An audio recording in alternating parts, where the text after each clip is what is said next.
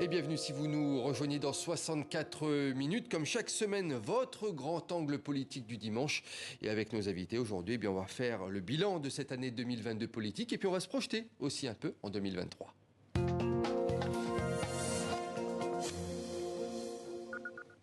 Et bonsoir Perrine Tarnot, directrice de l'information à Public Sénat. Merci d'être avec nous sur le plateau de 64 minutes en ce jour de Noël. Et bonsoir à vous également, Richard Verly, correspondant du quotidien Blick. Merci à tous les deux, en tout cas, pour ce débat qui s'annonce passionnant et passionné donc pour cette année 2022 et puis pour 2023. On va faire un petit bilan ensemble des personnalités et des images marquantes de l'année. Alors, avant de voir ce qui s'est passé pendant tous ces derniers mois, c'est la petite tradition lors de ce dimanche politique. L'image de la semaine tout d'abord. Perrine Tarnot, quelle est votre image de la semaine en politique? Alors je vais peut-être pas vous faire très plaisir parce qu'on va rétro-pédaler à dimanche dernier. Voilà, finale de la Coupe du Monde, la défaite de la France. Et je m'intéresse à la polémique autour de l'attitude d'Emmanuel Macron lors de cette finale. Parce que ce qui est intéressant, c'est que c'est très révélateur, une fois de plus, de la personnalité d'Emmanuel Macron. Cette polémique, alors je parle pas, bien sûr, quand il a crié de joie lors des buts de Mbappé, etc., mais de son attitude après dans le vestiaire des Bleus, où il joue le coach à la place du coach, de son attitude aussi sur la pelouse quand il console Mbappé, où il joue un peu le joueur à la place du joueur. Et ça, c'est un peu le défaut d'Emmanuel Macron, d'être un défaut de distance, j'ai envie de dire, un défaut un peu de focale, comme on dit en photographie. Il a du mal à prendre la distance avec certains événements. Et du coup, il apparaît peut-être, en termes de communication politique, ça ne passe pas. Il apparaît un peu trop intrusif. Et donc, c'est à rebours de ce qu'il souhaitait sans doute. Oui, parce qu'en plus, on voit que Kylian Mbappé, il s'en fiche totalement. Et puis, dans le vestiaire, c'était un peu un discours politique, il faut le dire. C'était pas que sportif. Oui, alors que lui-même avait dit que le foot... Pas de récupération. Pas de récupération politique. Le foot, c'est pas forcément de la politique. Et effectivement, dans le vestiaire des Bleus, il fait ce grand discours un peu de coach à la place de Didier Deschamps. Il veut essayer de réveiller un petit peu les joueurs qui sont évidemment sonnés par cette défaite. Mais c'est un peu à côté de la plaque, c'est un peu contre-productif. On attendait peut-être plus du président de la République ce jour-là, qu'il reste à sa place de président de la République française. Richard Verly, avant de vous donner la parole pour votre image de la semaine, quelle réaction à ces images d'Emmanuel Macron lors de cette finale? Comment vous les avez vécues, ces images?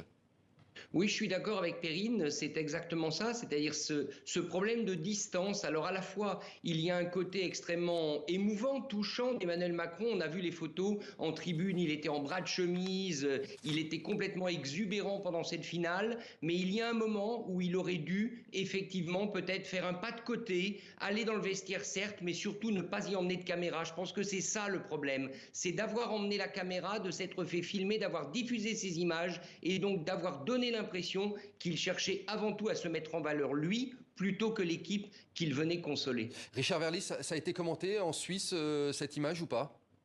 Oui, évidemment, ça a été commenté partout dans le monde. Alors, je pense que à l'international, l'intervention d'Emmanuel Macron a plutôt été vue comme celle d'un président qui aime le foot. Ça, c'est vrai. Emmanuel Macron aime le football, qui s'investit directement. Le regard était peut-être moins critique qu'en France, mais d'une manière générale, le fait qu'il se mette en scène, je crois, a laissé relativement perplexe.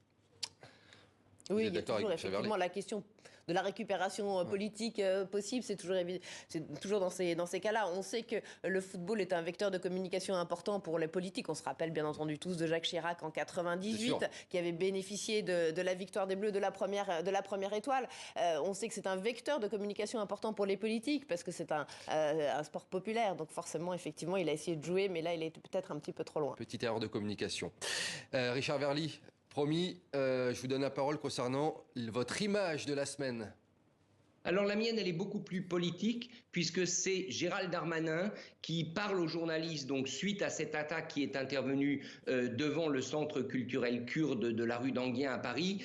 Bien évidemment, la date, c'était juste avant Noël. Le risque d'attentat, enfin on a cru à un moment donné un attentat, apparemment la justice n'est pas de cet avis, mais aussi parce que Gérald Darmanin est quand même l'homme politique de cette fin d'année, et il va sans doute être l'homme politique du début d'année avec ce projet de loi très controversé sur l'immigration. Comment va-t-il s'en tirer? Je crois qu'il y a une bonne partie de la crédibilité d'Emmanuel Macron et du gouvernement qui repose aujourd'hui sur ses épaules.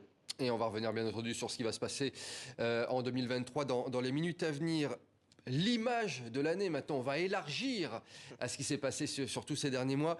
Pour vous, Perrine Tarnot, qu'est-ce qu'il faut retenir dans l'actualité politique sur toute cette année 2022? Une image. Alors, moi, pas facile, hein? Je vais retenir quand même Elisabeth Borne, enfin une femme première ministre, après longtemps après Édith Cresson en 1991, donc 30 ans après Elisabeth Borne. C'était un peu une surprise. Non pas qu'on n'attendait pas une femme, mais on n'attendait pas forcément Elisabeth Borne à ce poste-là. Elle a doublé au dernier moment Catherine Vautrin qui était pressentie. Surprise également avec Elisabeth Borne parce qu'on attendait quelqu'un de très techno et puis elle a su se montrer plutôt politique, du moins en tout cas dans les premières semaines après sa nomination. On se souvient qu'elle a réussi le passage du discours de politique générale à l'Assemblée nationale. Voilà, elle avait su être à la fois politique, elle avait su aussi livrer un message un peu plus personnel, une petite touche un petit peu plus Mais elle réussit personnelle. pour l'instant son début de mandat? Et puis après, ça s'est un petit peu enrayé. Le côté techno, parfois, reprend le dessus. On l'a vu, je pense notamment à 2 épisodes cet automne. Le premier épisode au mois d'octobre, lors de la crise des carburants. Le gouvernement a mis très longtemps à réagir, à sentir ce qui se passait sur le terrain. Et puis là, encore dernièrement, juste avant Noël, la grève un peu surprise des cheminots à la SNCF, où là aussi, effectivement, les politiques françaises, le gouvernement a mis un petit peu de temps. Il y a eu un peu de retard à l'allumage pour réagir et pour forcer la SNCF à négocier avec les syndicats.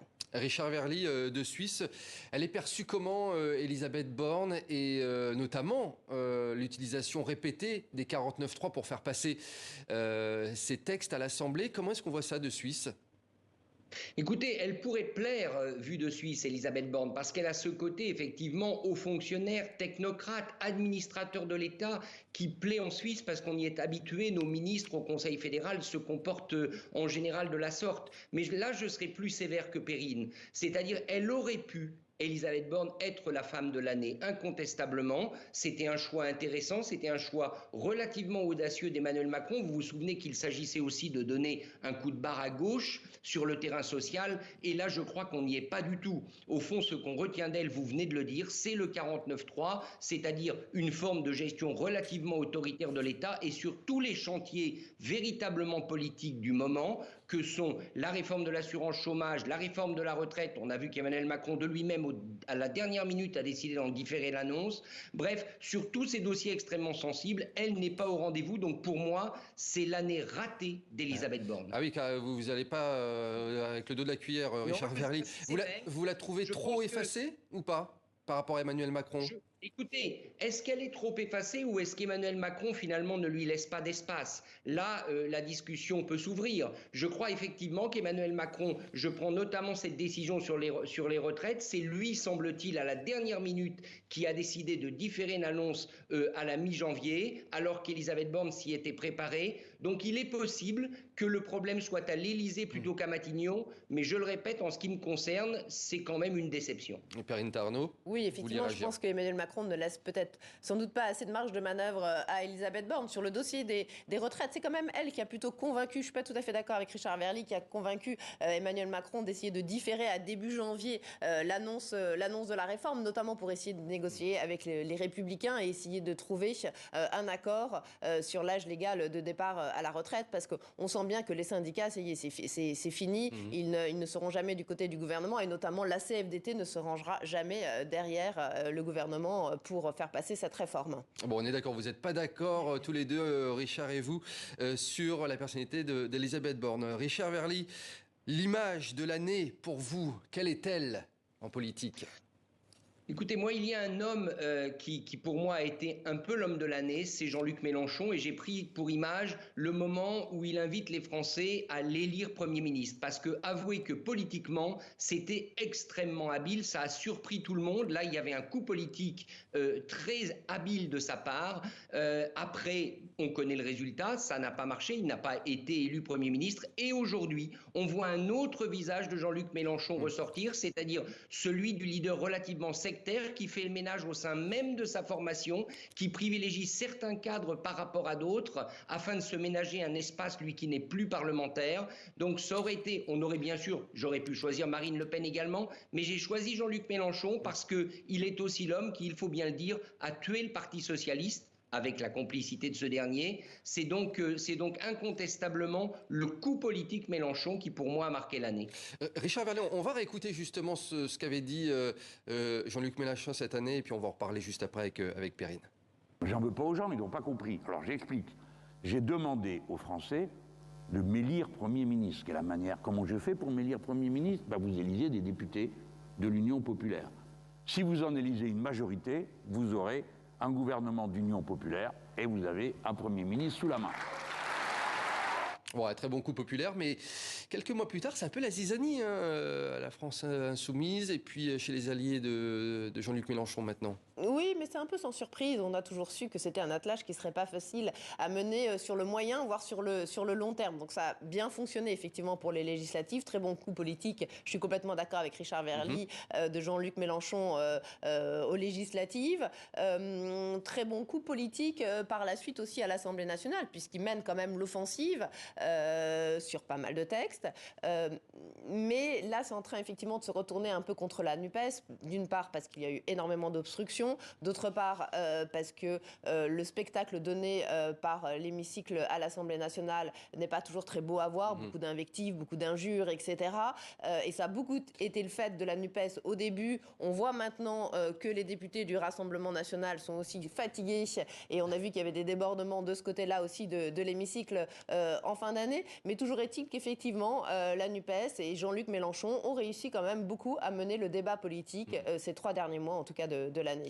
Bon, on va voir ce que ça va donner en 2023. Justement, 2023, parlons-en un petit peu ensemble. Selon vous, Richard Verly, quel va être le fait politique à surveiller dans les prochains mois ? Écoutez, moi je pense que la question des retraites, pour parler de la politique française, va être absolument décisive. Parce qu'il va falloir qu'Emmanuel Macron et Elisabeth Borne fassent d'abord la démonstration de la cohérence de leur réforme. Rappelons que c'est une réforme qui aurait dû être faite avant et qui avait été suspendue à cause de la pandémie de Covid-19. Donc il y a une question de crédibilité, il y a une question d'argumentaire, de pédagogie et enfin, il y a une question de calcul politique. Comment faire adopter cette réforme alors que, comme l'a très justement dit Perrine, les syndicats et notamment la CFDT prennent leur distance. Or là, ça peut passer ou ça peut casser parce que c'est une réforme impopulaire, les Français ne la comprennent pas, en tout cas une grande partie d'entre eux, mais pour Emmanuel Macron, c'est quelque chose d'absolument décisif et il est vrai que si l'on regarde au niveau européen, on peut se dire que la France a besoin de réformer son système de retraite. Donc je mettrai un curseur, je dirais très tôt dans le calendrier, c'est à la mi-janvier que l'année 2023 politique, à mon avis, va commencer à se dessiner. Perrine Tarnaud, pour vous, le fait politique à venir? Oui, on est déjà en 2023. Effectivement, la réforme des retraites va vraiment donner le là de ce début d'année. On va bien voir si le gouvernement reste sur un âge légal de départ à la retraite à 65 ans, si au contraire ils vont vers 64 ans pour essayer de concilier et d'avoir le vote des Républicains à l'Assemblée nationale, ce qui éviterait au gouvernement de jouer un article 49.3 sur ce texte des retraites, puisque le texte des retraites ne serait pas un texte législatif uniquement fondé sur les retraites, mais serait dans un texte financier. Voilà, je vous passe un petit peu les détails, mais ça permettrait de jouer un nouveau 49.3 pour le gouvernement. Et ça serait encore une fois une façon très brutale de faire passer une réforme qui pourtant nous concerne tous, et qui devrait être beaucoup plus, en tout cas, consensuelle et écrite avec les différents partenaires sociaux en France. Ça passerait pas, selon vous, un 49.3 auprès de l'opinion publique sur ce dossier ? Non, je pense que ça risque d'être effectivement assez brutal. On voit bien, et je vais revenir par exemple sur le conflit, la SNCF.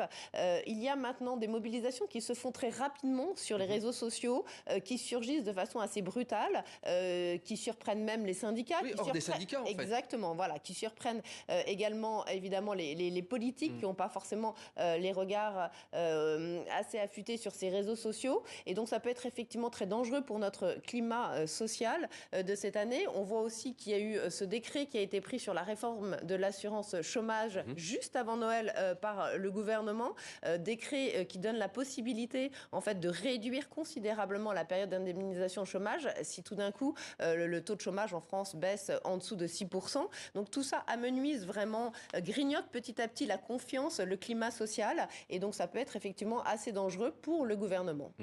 En un mot, parce que je voudrais qu'on parle à l'étranger juste après, Perrine Tarnaud, je voulais juste savoir selon vous, quelle est la personnalité politique ou le parti qui a le plus à jouer en 2023 ? Pour qui ça peut être tout gagnant ou tout perdant ?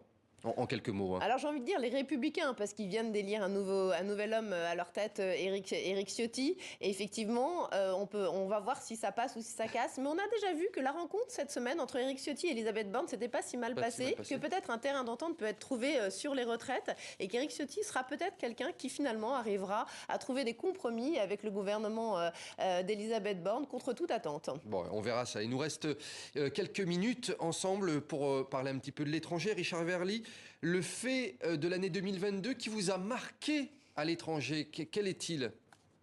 Alors, on s'est un peu partagé les rôles avec Perrine. Je ne dévoilerai pas l'image qu'elle a choisie, mais moi, je vais partir vers les États-Unis. Bien évidemment, j'ai la tête en Ukraine pour cette année 2022, mais quand même, ces élections de midterms, qui étaient, rappelons-le, des élections cruciales en novembre aux États-Unis, tout le monde donnait Joe Biden perdant, et on s'est aperçu qu'il a plus que sauvé les meubles. Il a sauvé la majorité au Sénat. Il a limité considérablement la casse à la Chambre des représentants, tout simplement parce que Joe Biden s'avère être un grand politique. Je crois que c'est ça la morale de l'histoire de cette année 2022. Les mesures qu'il a prises ont fait la différence au sein de l'électorat américain.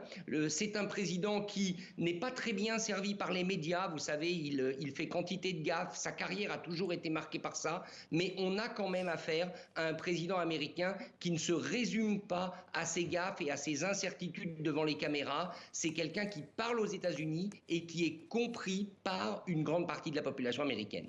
Perrine Tarnaud, il nous reste une grosse minute pour conclure avec vous. Le fait sur politique à l'étranger. Oui, Zelensky, évidemment.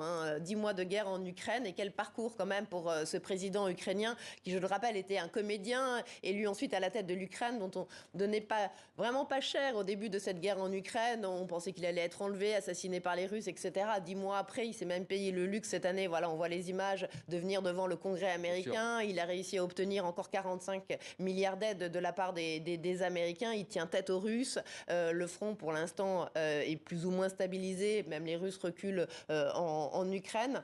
Donc, quelle victoire médiatique à travers le monde portée par Zelensky tout au long de ces 10 mois de guerre en Ukraine. D'ailleurs, elle a été sur la couve du Times cette année. Donc, voilà, vous reliez effectivement l'homme de l'année pour le Time. Exactement. Merci beaucoup, Richard Verly, d'avoir été depuis la Suisse avec nous en direct pour donc ce bilan de l'année 2022 et sur les perspectives de 2023. Merci à vous également, Perrine Tarnaud, directrice de l'information en Public Sénat. Merci à tous les deux. Et puis, on vous sera avec nous en 2023 pour nous raconter encore ce qui se passe dans les coulisses de la politique. Avec et puis, plaisir. joyeux Noël à tous les deux. Merci, joyeux Noël à vous tous aussi.